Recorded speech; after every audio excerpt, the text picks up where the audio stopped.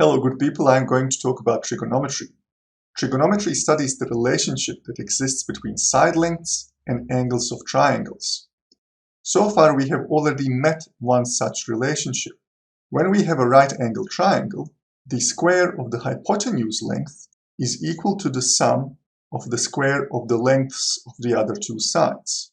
In other words, a squared plus b squared equals c squared. This is known as Pythagoras' theorem. However, as I said before, this only looks at the relationship between the lengths of the sides of a right angle triangle. Now we are going to explore how the angles relate to the lengths of the sides. But before we do that, we need to get to know some of the language used. And some of that language should already be familiar to you. The side that is opposite to the right angle, so in this case side C, is known as the hypotenuse. What about sides A and B? Well, that depends, and it depends on the angle that we are looking at.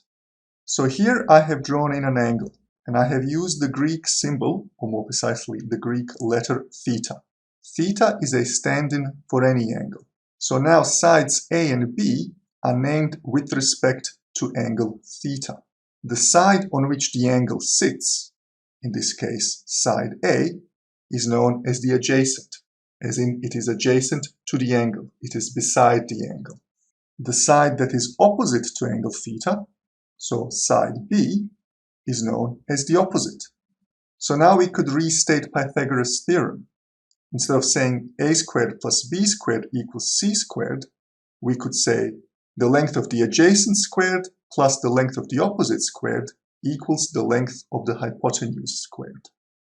It is important to keep in mind that what is the adjacent side and what is the opposite side will depend on the angle we are looking at. The hypotenuse always stays the same. What do I mean by that? Well, let's say instead of looking at the angle theta, I was looking at this angle up here that I'm going to call angle beta.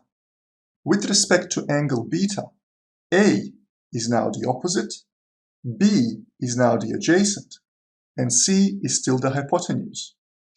So before attempting trigonometric questions, it is important to label the angle and all of the sides of the triangle correctly.